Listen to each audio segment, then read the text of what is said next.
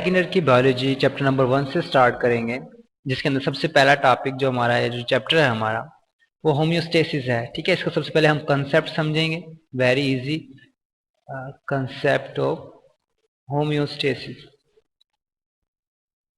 सो इसकी एक एग्जांपल करते हैं हम, यानी आसानी से समझने के लिए एक एग्जांपल करते हैं। मसलन सर्दियों में बाहर ठंड होती है, यानी कोल्ड, यानी आप बाहर कोल्ड फील करते हो, सही।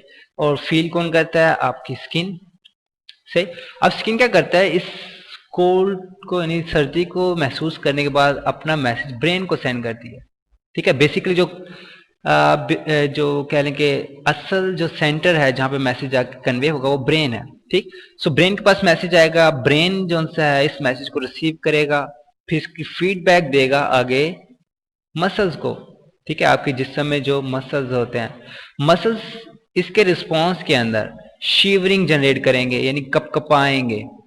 ठीक है, ओ सॉरी, शिवरिंग जनरेट करेंगे। शिवरिंग के बाद क्या होगा कि बॉडी का टेम्परेचर, यानी body will warm up, body warm up हो जाएगी।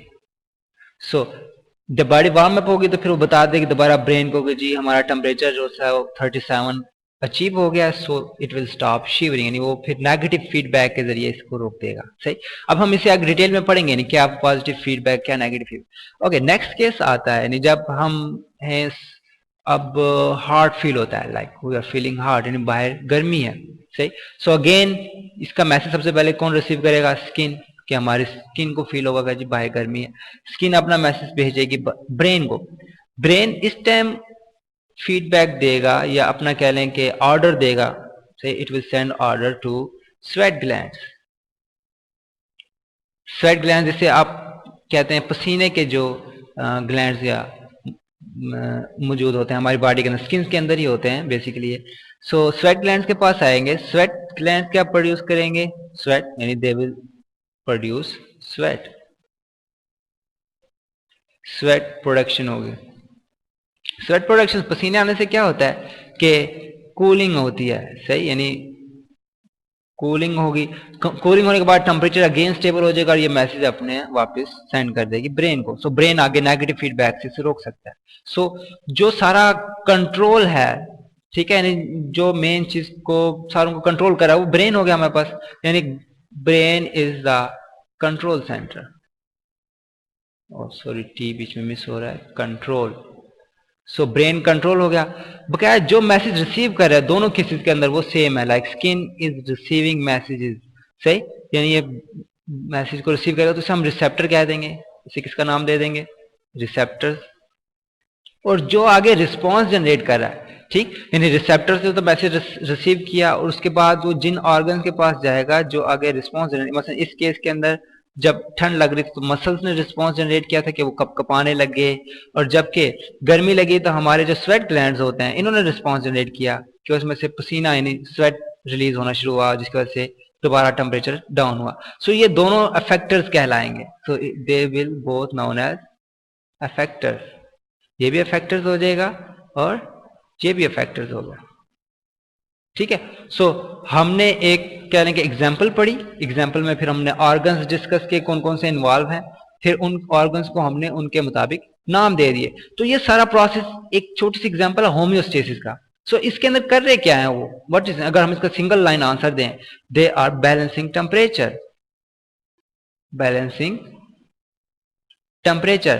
क्यों बैलेंस कर रहे थे? क्योंकि बाहर जो सा था टेम्परेचर कभी, यानी एक केस में ज्यादा था, लाइक जब गर्मी लग रही थी तो हम टेम्परेचर ज्यादा था इस केस के अंदर, और दूसरे केस के अंदर टेम्परेचर कम था। सो इस बैलेंसिंग टेम्परेचर के एग्जांपल से हमें यानी होम्योस्टेसिस का अंदाजा हुआ। ठीक है, like it was all about homeostasis.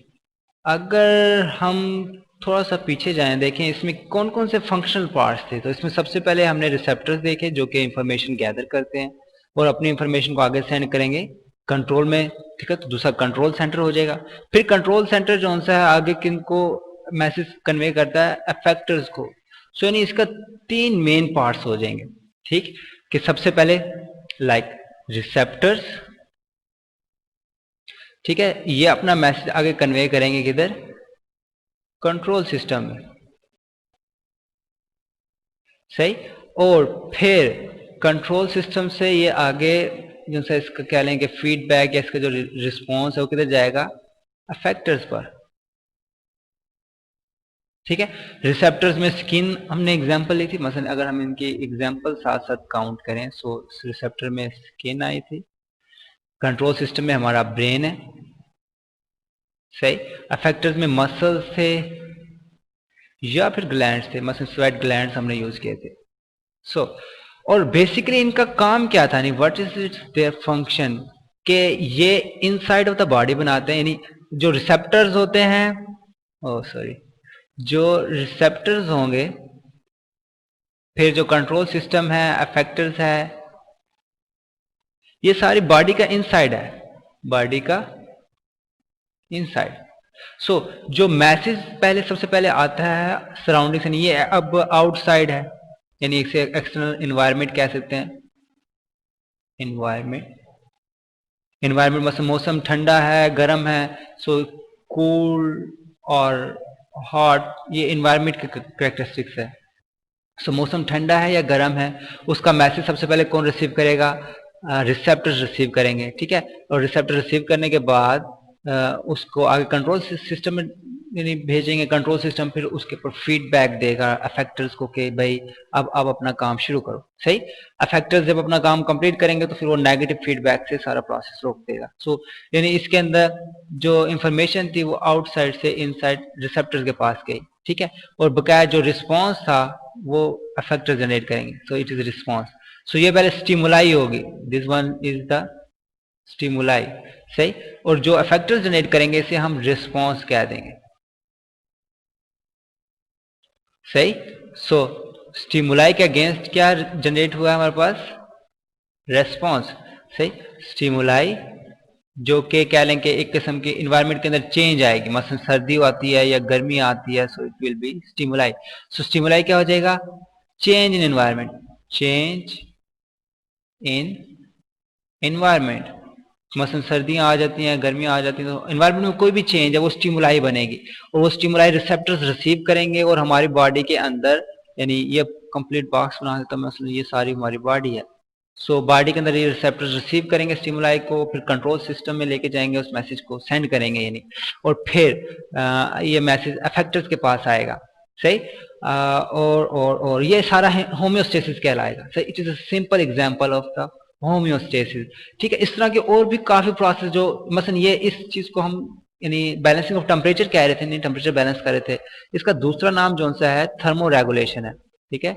The second name is, यहाँ पे मैं लिख देता हूँ, इट इज सॉरी, थर्म किसे कहते हैं भला, हीट को या टेम्परेचर को भी इससे डिनोट किया जाता है। सो यानी थर्मो रेगुलेशन रहा कि ये रेगुलेट कर रहा है किसको, टेम्परेचर को। सो एक किस्म की बॉडी का टेम्परेचर रेगुलेट हो रहा है, यानी बाहर सराउंडिंग में टेम्परेचर कम ज्यादा हो रहा है, लेकिन बॉडी के अंदर टेम्परेचर यानी उसमें भी थोड़ी बहुत तब्दीली आएगी, लेकिन वो जो कह लें कि ऑप्टिमम टेम्परेचर है ना, उसको अचीव करने उसके इर्द गिर्द ही रहेगा, सही।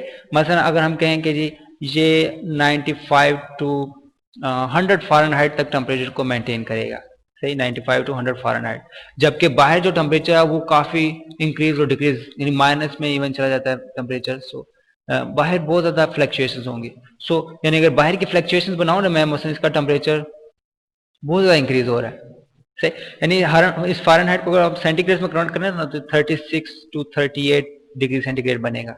बाहर जो टेम्परेचर रहेगा वो ऑलमोस्ट यानी बाज का तो माइनस में भी चला जाता है, 0 डिग्री सेंटीग्रेड से लेकर बाज का गर्मियों में 40 या 45 डिग्री सेंटीग्रेड तक जा सकता है, सही। ये बाहर की फ्लक्चुएशंस है, लेकिन हमारी बॉडी इसे सिर्फ 36 और 38 के दरमियान रखेगी, अदरवाइज हमारी बॉडी सही काम नहीं कर सकेगी। सो ये होम्योस्टेसिस है, this whole process is known as homeostasis, ठीक। तो इसमें हम टेम्परेचर रेगुलेट करते थे। बाज प्रोसेस होते हैं जो टेम्परेचर के अलावा भी होते हैं, मसलन और एग्जांपल्स की अगर हम बात करें तो इसमें ऑस्मो रेगुलेशन है, ऑस्मो रेगुलेशन जिसके अंदर वाटर बैलेंस किया जाता है, वाटर जिस तरह टेम्परेचर बैलेंस हो इस तरह वाटर भी बैलेंस होता है। इसके अंदर हमारे पास जो ऑर्गन्स होंगे उसमें किडनी आएगा, किडनी आएगा, ब्लड आ जाएगा, सही, ब्लड किडनी और ब्रेन का इतना इन्वॉल्वमेंट नहीं होती, ब्लड और किडनी के दरमियान रिलेशन होता है, सही। ऑस्मो रेगुलेशन हो जाएगा, और इसके अलावा एक्सक्रीशन हो जाती है, मसलन सॉरी, ऑस्मो रेगुलेशन में स्किन भी आती है, क्योंकि आपकी बॉडी से भी ब्लड ये एवेपोरेट होता है, इसके अंदर स्वेट खास तौर पर आता है, ठीक। एक्सक्रीशन की बात करते हैं तो एक्सक्रीशन क्या होता है, ये भी एक किस्म की कह लेंगे बैलेंस क्रिएट करते हैं, जो वेस्टफुल मटेरियल होता है ना इसको रिमूव हो जाता है, ठीक है जी। इसमें भी ब्लड आ जाता है, किडनी आ जाएगा, इसमें लंग्स भी आ जाते हैं, सही। और किडनी, ब्लड और स्किन भी आ जाती है, सही। यानी ब्लड में वेस्ट मटेरियल होगा वो किडनी में ट्रांसफर होता है, और किडनी से फिर ये वेस्ट मटेरियल यूरिन के जरिए एक्सक्रीट हो जाता है, ठीक है जी, यूरिन।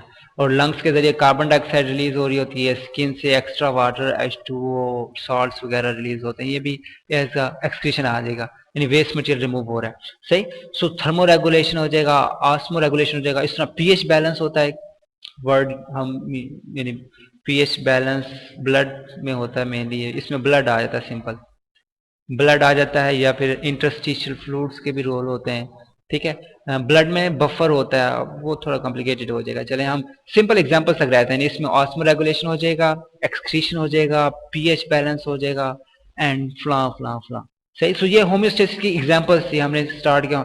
अब हम सारा डिफाइन करने की कोशिश करते हैं कि होम्योस्टेसिस होता है क्या।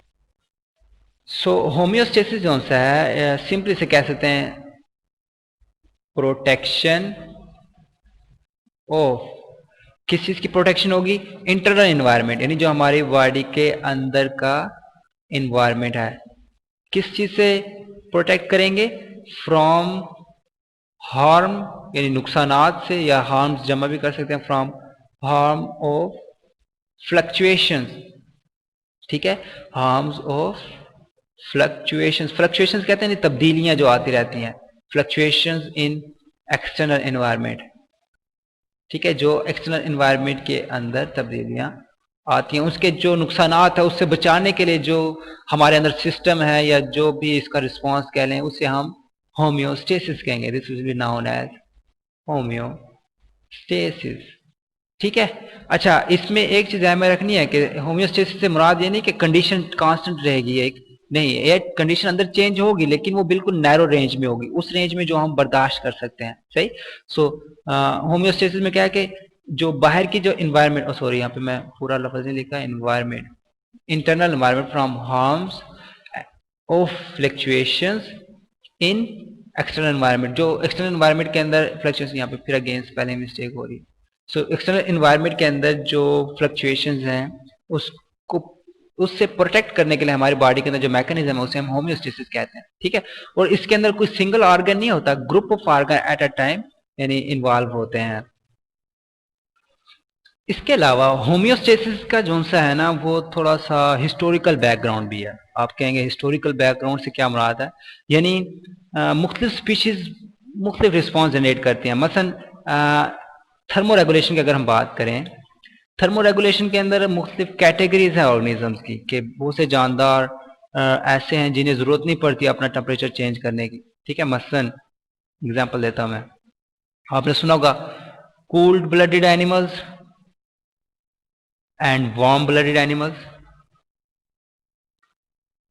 ह्यूमंस किस में आते हैं भला, पढ़ा हुआ होगा आपने, ह्यूमंस वार्म ब्लडेड में आते हैं, सही, ह्यूमंस वार्म ब्लडेड में, ह्यूमंस से वार्म ब्लडेड में आते हैं। सो कोल्ड ब्लडेड और वार्म ब्लडेड में बेसिकली फर्क क्या है, कोल्ड ब्लडेड और वार्म ब्लडेड, कोल्ड ब्लडेड को कहते हैं कि दे डोंट नीड या they do not regulate temperature, ठीक है, ये अपना टेम्परेचर रेगुलेट नहीं करते। इसका क्या मतलब है कि जो सराउंडिंग में टेम्परेचर होगा वही इनकी बॉडी का टेम्परेचर होगा, क्यों, क्योंकि ये बर्दाश्त कर सकते हैं, उनके अंदर स्पेशल अडाप्टेशन है जिसकी वजह से ये अडाप्ट कर सकते हैं, सही।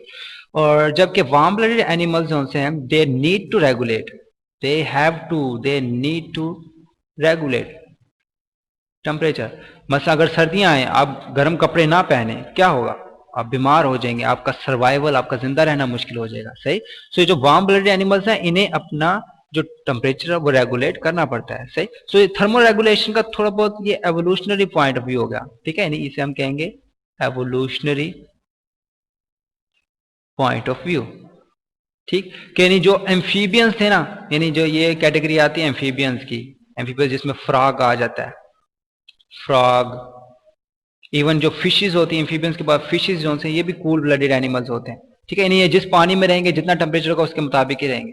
वार्म ब्लडेड में मैमल्स आ जाते हैं, ठीक है, जिसमें ह्यूमंस आ जाते हैं, मैमल्स हैं या बर्ड्स हैं, ठीक है जी, birds. So they need to change the temperature, इन्हें अपना टेम्परेचर चेंज करना पड़ता है। जबकि जो फ्रॉग वगैरह होते हैं ना, यानी जो एम्फीबियंस होते हैं या फिर फिशेस होती हैं, ये जिस जगह रह रहे होंगे ना उसके मुताबिक इनका टेम्परेचर हो जाता है। मसलन फ्रॉग बड़ा मशहूर है, मसलन ये हाइबरनेशन करता है सर्दियों में, यानी सर्दियों में टेम्परेचर इतना लो हो जाता है बेचारे से काम नहीं होता, फिर ये जमीन के नीचे दब जाता है, दबा रहता है, वहां पे बैठा रहता है, इसे हाइबरनेशन कहते हैं, ये सर्दियों में करता है। सही, क्यों? क्योंकि भाई उनकी अडाप्टेशन है, दे आर अडाप्टेड। जबकि हमारे अंदर ये प्रॉपर्टी नहीं है कि हम सर्दी बर्दाश्त नहीं कर सकते, इसलिए हमें रेगुलेट करना पड़ता है, हमें टेम्परेचर रेगुलेट, हम यानी हमारा ब्रेन इसको सेंस करेगा टेम्परेचर को और उसके अगेंस्ट हमें रिस्पॉन्स देने का। अगर ज्यादा सर्दी होगी तो हम गर्म कपड़े पहनेंगे, ठीक है, धूप में बैठेंगे, आग के करीब जाएंगे। सही, इसके अलावा अगर और ज्यादा सर्दी महसूस होगी तो हमारा जो जिस्म है वो कपकपाने लग जाएगा, शीवरिंग जिसे कहते हैं, तब भी हमारा ब्लड बढ़ेगा। ठीक, सो यानी थर्मो रेगुलेशन का थोड़ा बहुत क्या लें कि एवोल्यूशनरी पॉइंट ऑफ व्यू भी है। इसके अलावा भी बहुत से फंक्शन है, मसलन ऑस्मो रेगुलेशन की अगर हम बात करें ना, ऑस्मो रेगुलेशन में आए जिसमें हम वाटर को देखते हैं, तो ऑस्मो रेगुलेशन में भी बहुत सी अडाप्टेशन हैं। मसलन जो अब मछलियां हैं, ठीक है, फिशेस, वो पानी के अंदर रहती हैं, ठीक, वो अपने जिस्म में कह लें कि उन्हें पानी की जरूरत नहीं होती, ठीक है, जिस तरह हम पानी पी के अपने जिस्म में स्टोर रखते हैं वो स्टोर नहीं रखती, क्योंकि उनके इर्द गिर्द ऑलरेडी पानी है। सो उनमें अडाप्टेशन, ऑस्मो रेगुलेशन में भी अडाप्टेशन है, थर्मो रेगुलेशन में अडाप्टेशन है, एक्सक्रीशन में अडाप्टेशन होगी जो हम बारी बारी इसी के अंदर पढ़ेंगे। सही, तो ये एवोल्यूशन के हिसाब से भी चीजें यानी चेंज होती रह रही हैं, ऑर्गेनिज्म टू ऑर्गेनिज्म या फैमिली टू फैमिली चीजें चेंज होती रहती हैं। ठीक, सो ये तो था थोड़ा बहुत इंट्रोडक्शन होम्योस्टेसिस को, कि हम किस तरह अपनी बॉडी को या अपने इंटरनल एनवायरनमेंट को बाहर के एक्सटर्नल एनवायरनमेंट के फ्लक्चुएशन से यानी बचाते हैं। ठीक है, इसका जरा ओवरव्यू लेने के लिए ये डायग्राम मौजूद है, मैं आपको दिखा देता हूँ ये। ठीक है, इसमें अगेन आप देखें तो दो कंडीशंस हैं। एक कंडीशन नंबर 1, जब बॉडी टेम्परेचर जो है वो कम हो रहा है, टेम्परेचर इज डिक्रीजिंग, टेम्परेचर नीचे जा रहा है। सो अगेन सॉरी, ये यहाँ से ये स्टार्ट होगा, यहाँ पे स्टार्ट होगा। मसलन अगर टेम्परेचर बढ़ जाता है तो मैसेज आएगा आगे, ये स्किन ब्लड वेसल्स डायलेट होंगी और स्वेटिंग होगी, ठीक है, मसल्स डायलेशन होगी, स्वेटिंग होगी और बॉडी टेम्परेचर कम हो जाएगा। सही, और अगर टेम्परेचर कम हो रहा है, मसलन यहाँ पे बाहर ये जो कंडीशन है ना, ये वार्म कंडीशन है। ठीक है, यहाँ पे चलो मैं हार्ड कंडीशन लिख देता हूँ, हार्ड कंडीशन है। सो हार्ड कंडीशन में आगे मैसेज क्या, उसके बाद इसके ये कंट्रोल सिस्टम हो जाएगा, एक कंट्रोल है ब्रेन जो हमारा। ठीक, ये दोनों अफेक्टर्स की कैटेगरी के अंदर आ जाएंगे। सही, अफेक्टर्स फिर अपना रिस्पॉन्स जनरेट करेंगे, टेम्परेचर खुद ब खुद कम हो जाएगा। अगर सेकंड केस अगर कूल हो जाए, कूलिंग है बाहर, सो कूलिंग में क्या होगा, अगेन मैसेज जाएगा ब्रेन के पास। ब्रेन इस टाइम एक तो जो उसने नहीं कह सकते हैं कि जो वेसल्स डायलेट की थे ना, जो उसने नब्ज फुला ली थी, वो सुकड़ जाएंगी। सर्दियों में आप देखना आपकी नब्जें सुकड़ जाती हैं, ठीक है, गर्मियों में फैली भी होती हैं, सर्दियों में सुकड़ जाती हैं। वजह यही होती है कि सर्दियों में एक तो वाटर लॉस से बचाना होता है, ठीक है, तो इसलिए सुकड़ जाती हैं और इसके जरिए एवेपोरेशन कम होगी, ठंडक कम महसूस होगी। इसके अलावा शिवरिंग होगी कि मसल्स जो से हमारे ये शिवरिंग स्टार्ट कर देंगे। ठीक है, तो ये यहाँ पे अफेक्टर्स हैं। ये जो ब्रेन है ये क्या होगा बोला, कंट्रोल। सही, मसल्स और ये वेन्स से अफेक्टर्स होगा और ये हमारे पास रिस्पॉन्स आ जाएगा कि टेम्परेचर बॉडी का बढ़ने लग जाएगा। सही, सो चले हम रिवाइज कर लेते हैं जो जो हमने इसमें पढ़ा। हमने स्टार्ट किया था एक एग्जांपल से, यही कूलिंग और हार्टिंग की एग्जांपल थी। सो कंसेप्ट होम्योस्टेसिस किस तरह लिया हमने कहा जी, फॉर एग्जांपल हमारे पास ब्रेन है, तो बाहर टेम्परेचर कम होता है, स्किन सेंस करेगी, ब्रेन को मैसेज सेंड करेगी, आगे ब्रेन जो सा मैसेज इफेक्टर्स को देगा, डिलीवर करेगा, इफेक्टर्स उसका रिस्पॉन्स जनरेट करेंगे, मतलब शिवरिंग जो सा है रिस्पॉन्स है। अगर सेकंड केस अगर बाहर टेम्परेचर ज्यादा है, सही, अगर बाहर टेम्परेचर ज्यादा है तो स्किन अगेन सेंस करेगी और उसे कंट्रोल में भेजेगी, कंट्रोल से स्वेट ग्लैंड्स को मैसेज जाएगा या ऑर्डर जाएगा, स्वेट ग्लैंड्स अपना रिस्पॉन्स जनरेट करेंगे, ये अब इसका रिस्पॉन्स है, सही। और ये कूलिंग हुई या वार्म अप बॉडी हुई, तो इन टेम्परेचर मेंटेन रहा है, सो टेम्परेचर इसमें मेंटेन है, बैलेंसिंग टेम्परेचर, जिसे हमने थर्मो रेगुलेशन का नाम दिया। इसके बाद होम्योस्टेसिस के ऊपर आ गए डायरेक्ट, यानी हमने इसी चीज को थोड़ा सा कह लें कि समराइज किया कि हमने कहा जी ये आउटसाइड टेम्परेचर था जो 0 से 45 यानी 0 डिग्री सेंटीग्रेड से 45 डिग्री सेंटीग्रेड तक जा सकता है। अंदर जो सा वो हम 36 टू 38 रखना है हमने, ठीक है। उसके लिए फिर क्या हमारे पास सिस्टम में आएगा, एक तो रिसेप्टर होंगे जो सेंस करेगा स्टिमुलाई को, यानी चेंज आती कोई भी इन्वायरमेंट के अंदर उसको सेंस करेगा ये। फिर आगे कंट्रोल सिस्टम में यानी ब्रेन में मैसेज भेजेगा, ब्रेन अपना ऑर्डर आगे अफेक्टर्स को डिलीवर करेगा, यानी अफेक्टर्स इस ऑर्डर के अगेंस्ट रिस्पॉन्स जनरेट करेंगे, यानी स्वेटिंग होगी, अगर बाहर हीट है तो ये स्वेटिंग स्टार्ट कर देंगे, अगर बाहर कह लें कि ठंडक है, सही, यानी कूलिंग है बाहर, तो फिर वो जन से हैं शिवरिंग स्टार्ट करेंगे, जो मसल्स हैं वो एक्टिव हो जाएंगे, वो शिवरिंग करेंगे, सही। सो यानी ये रिस्पॉन्स हो जाएगा। फिर इसी तरह ऑस्मो रेगुलेशन है जिसके अंदर वाटर बैलेंस होता है, इसके अंदर भी हमारे पास किडनी, ब्लड और स्किन वगैरह यूज होती हैं। एक्सक्रीशन है जिसमें ब्लड, किडनी, लंग्स और स्किन इन्वॉल्व होंगी। पीएच बैलेंस उसमें ब्लड होता है मेनली, ठीक है, ब्लड होता है और इसमें किडनी भी होता है, one other one is kidney भी इन्वॉल्व होता है पीएच बैलेंस के अंदर। और फिर हमने कहा चले हमने एग्जांपल्स पढ़ ली, ठीक है, थोड़े बहुत और भी इनके बारे में स्टडी कर लिया, थर्मो रेगुलेशन के बारे में पढ़ लिया। फिर हमने देखा कि यार होम्योस्टेसिस होता है क्या।